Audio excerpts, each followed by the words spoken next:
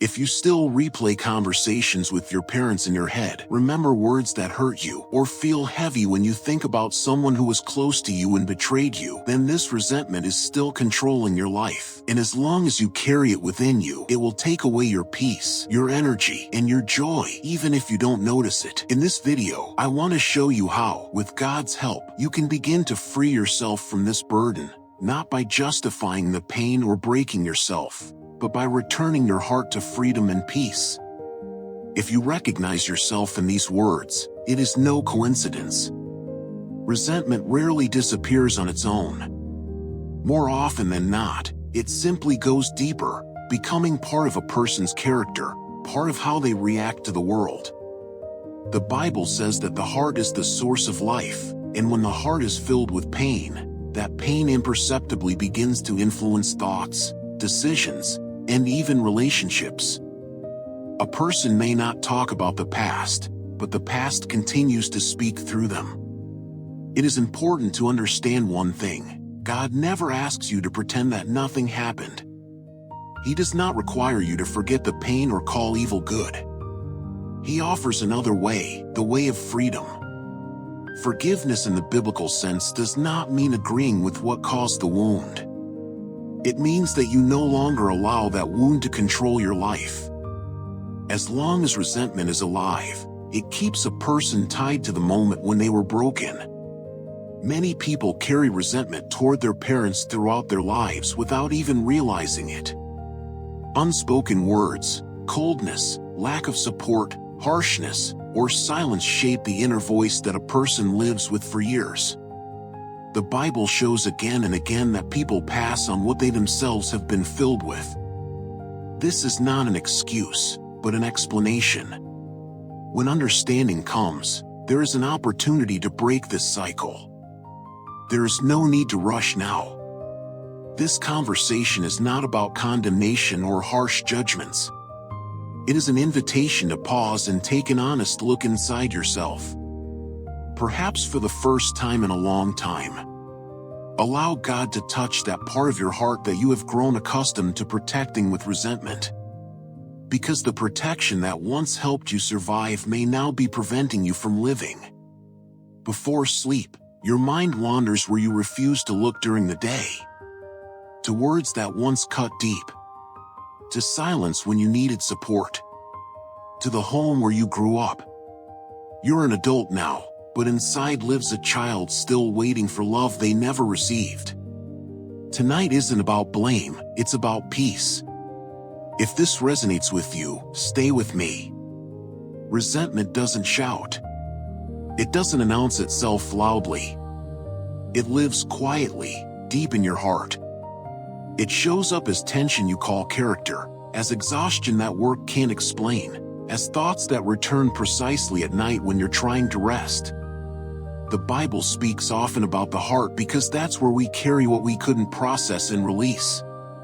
And so often, the root of this pain traces back to parents. Not because they were evil people, but because they were broken, just like all of us. Here's something remarkable that Scripture reveals: there are no perfect parents in the Bible. Not a single one. Abraham hid behind lies out of fear. Isaac was weak and passive. Jacob built his entire life on deception. David, a man after God's own heart, committed sin that shattered his family and echoed as pain through his children's lives. And yet God didn't reject them. He didn't cancel them as people. He worked through the imperfect because humanity simply has no other kind. This is crucial to understand. God never built the story of salvation through perfect people. We find it hard to forgive parents because inside there's this sense of injustice. It feels like forgiving means agreeing that the pain was acceptable. Like by forgiving, we're saying it was okay to treat us that way. But biblical forgiveness isn't agreement, and it isn't justification. It's refusing to live in the role of judge, the one who resentences the past every single day. Scripture says, "Forgive and you will be forgiven." This isn't a cold command. It's an invitation to freedom, Because unforgiveness keeps you chained to what cannot be changed. The story of Joseph speaks powerfully to this. He was betrayed not by enemies, but by those closest to him. By the very people who should have protected him. They sold him like property. He endured years of slavery, imprisonment, loneliness, and being forgotten. And when he finally had power, he had every right to take revenge. But he said something that captures the essence of forgiveness. You intended to harm me, but God intended it for good.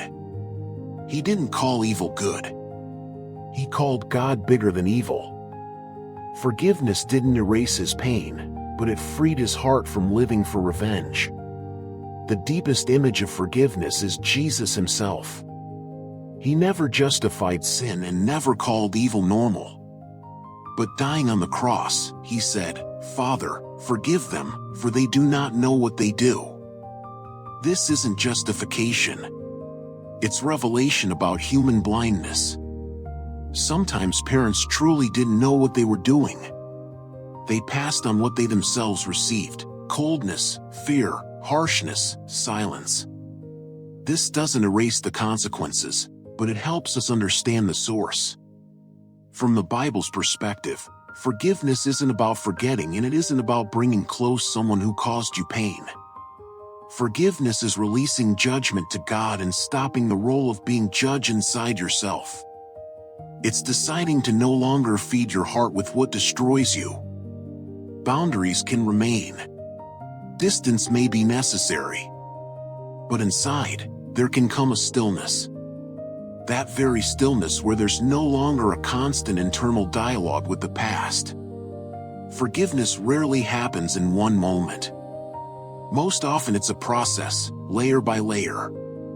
Each time you choose peace over replaying old scenes. Each time you stop trying to prove something to those who are no longer capable of hearing. God doesn't ask you to tolerate evil. He offers you healing. He offers you a way out of a life built around resentment, and into a life where the past no longer controls the present. Most people see the parable of the prodigal son through the son's eyes, the one who left and returned. But if you look deeper, you can see the father who also experienced pain. His son left, humiliated the family, destroyed trust. And yet the father didn't live in bitterness. He didn't allow resentment to close his heart. Every day he went out and looked into the distance. Forgiveness in this story isn't weakness. It's the strength not to become cruel because of the pain you've endured. Sometimes parents couldn't give love not because they didn't want to, but because they themselves never saw it. The Bible often repeats one thought: people give from what fills them. Emptiness cannot birth fullness. This doesn't justify, but it explains. An understanding doesn't erase boundaries, but it removes the inner war. When we stop demanding from the past what it can no longer give, space opens up inside for the present. The Bible calls God Father, and for many people this word is painful precisely because their earthly experience was difficult. But Scripture shows again and again, God doesn't repeat human mistakes. He doesn't reject, doesn't humiliate, doesn't go silent when you need him most. Sometimes the path of forgiving parents begins with allowing God to become the father you never had. Not theoretically, but in the quiet of personal experience of acceptance. Forgiveness also means stepping out of the role of a child who's still waiting for the past to change. This is a painful but liberating moment. The Apostle Paul wrote, "When I was a child, I spoke as a child, but when I became a man, I put away childish things." This isn't about coldness. It's about maturity. It's about the moment when a person stops waiting for parents to give what they can no longer give, and begins building life from what God gives today. If the pain was deep, forgiveness can look very simple and very quiet. Sometimes it's just words said in prayer: "God, I cannot forgive on my own. Do this in me gradually." This is an honest prayer. God doesn't wait for perfect formulas. He waits for an open heart. Even if that heart is tired, doubting, and afraid to trust again. Before sleep, it's especially important to remember, God doesn't rush the healing process. He doesn't measure spirituality by speed. He works in the depths, slowly but reliably. So tonight you don't need to force yourself to feel peace if it's not there yet. It's enough to allow yourself to be on the journey. It's enough to trust God with what you no longer want to carry alone. Let this night become not a time of struggle, but a time of gentle release. You may not know what complete forgiveness will look like, but you've already taken an important step by allowing yourself to think about it. And that's enough for today. Peace doesn't come when the past is erased, but when it stops controlling your heart. Now, before sleep, imagine that you're not alone. God is near, quietly watching, hearing every breath you take, every thought you have. Close your eyes and feel that everything you've carried for years doesn't have to be your burden this night. Say to yourself, God, I cannot change the past. I cannot make my parents be different. But you can work in me. You can give me peace. And just feel how the tension begins to leave. Imagine how each resentment becomes light as sand, blown away by the wind, leaving your heart free. Remember the examples from Scripture. David, who experienced betrayal, injustice, and loss, still found strength to lift his eyes to God and trust Him with his heart. Joseph, sold by his brothers, could have chosen revenge but chose forgiveness and allowed God to turn evil into good. Jesus on the cross prayed for those who were crucifying Him because He saw their blindness and didn't condemn it. All these stories teach us that forgiveness doesn't begin with people, but with a heart that decides to stop being a prisoner of pain. Right now, in this stillness, imagine that you're allowing yourself to be exactly as you are, tired, disappointed, hurt. And say quietly to yourself, I release the resentment. I trust God. I choose peace. Don't demand from yourself to feel love or gratitude. Just allow yourself to stop fighting with the past. Each breath in is a step toward freedom. Each breath out is a step toward peace. If there's a resentment that seems unforgivable, trust it to God. You can say to yourself, God, take this. I no longer want to carry this pain. I release it into your hands.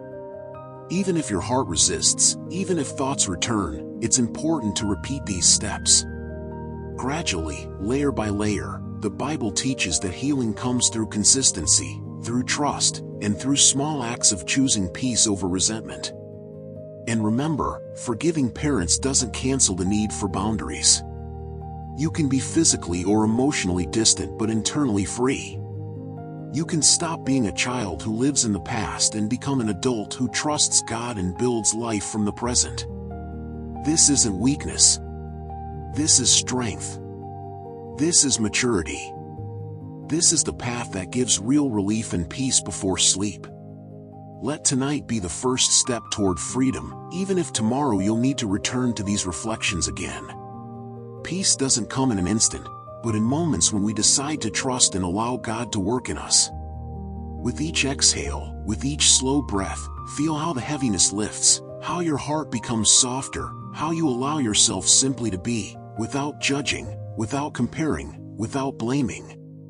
Tonight, your night is a place where forgiveness begins inside.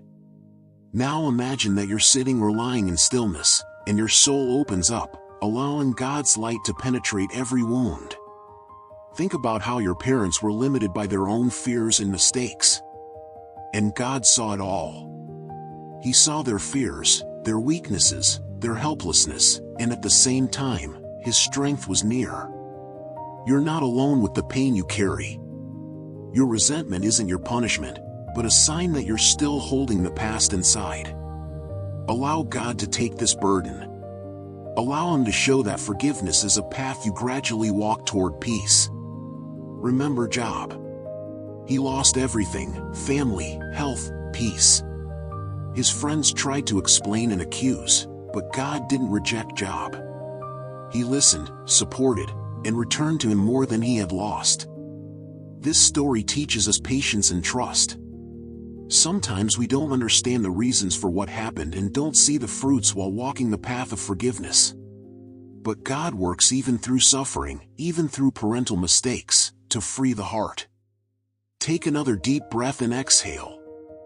Feel how with each exhale you're releasing a word that once wounded. With each inhale you're accepting the possibility that tonight you can allow yourself peace. You don't have to say thank you to your parents if your heart isn't ready. You don't have to forget. You don't have to justify.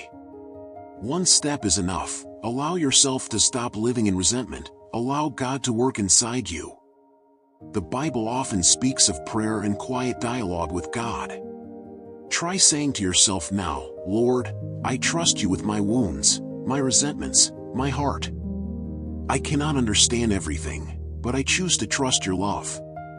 Even if the words feel dry or mechanical, this is the beginning of the process. Each repetition, each quiet thought is a small victory over the weight of the past. And one more thought, forgiving parents isn't an item on a to-do list. It's a way of life. It's the ability not to let the past control your tomorrow. It's the moment when your soul stops being a battlefield and becomes a place of rest. And with each night when you repeat this inner choice, you grow stronger. You grow. You allow God to lead you from within. Before you drift into sleep, imagine that your resentment transforms into a light mist that dissipates under the light of God's mercy. You don't have to know all the answers. You don't have to fix everything at once. Trust and the desire to move forward are enough. And with this thought, with this breath, with this stillness, your night can become a place of peace, calm, and healing. You're taking the first step toward freedom. May God guard your heart. Imagine now that you continue to lie or sit in stillness, and your soul gradually releases everything that was heavy. Imagine how each sigh brings lightness, and each exhale carries away resentment. You're no longer a child enduring silence or coldness. You're an adult who can choose peace and trust in God. Remember the story of the prophet Samuel. He was a child left to serve in the temple, who heard God's voice, but sometimes his surroundings didn't understand him. Samuel learned to listen to God, not to the disappointed or dissatisfied opinions of others. Sometimes forgiving parents is like this. We listen to God's voice in the stillness, not the voice of pain and resentment spinning in memory.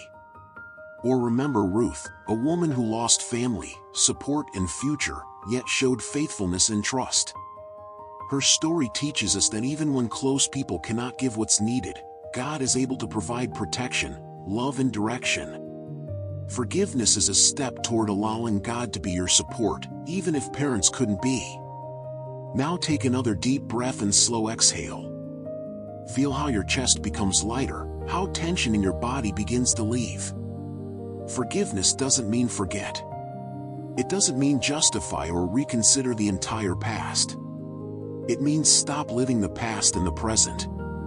It means your soul can rest, even if pain still sometimes reminds you of itself. Imagine that each old resentment turns into a light shadow and moves aside. It no longer occupies your heart. You're allowing God to be the judge and healer of your inner life. With each breath you become more free. Your parents remain people with their limitations, but now their past no longer controls you. Jesus taught us, forgive, and you will be forgiven. This isn't an instant miracle, but a path. Tonight is a small step on this path. Allow yourself to release judgment and resentment. Allow yourself to trust that God works where you cannot change anything. Even if thoughts return tomorrow, you've already taken a step, your heart opened, and peace began to enter. Take another long inhale and soft exhale. Feel how your heart gradually calms. In this stillness you're not alone. God is near. He sees your pain, hears your thoughts, and gently leads you to freedom. You don't have to solve everything at once. Trust is enough, readiness to be on the path is enough, and this alone changes your night, your heart, and your tomorrows.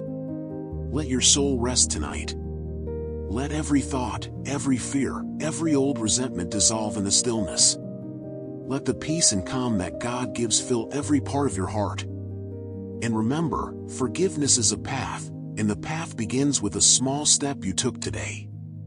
With each inhale you become freer, with each exhale calmer, and with each moment closer to God and to yourself. Sleep peacefully. Allow the night to be a time of healing. Allow God to work in the depths of your heart. Tomorrow will be a new day, and with it will come a new opportunity to move forward, without resentment, without the burden of the past, with the peace that begins inside.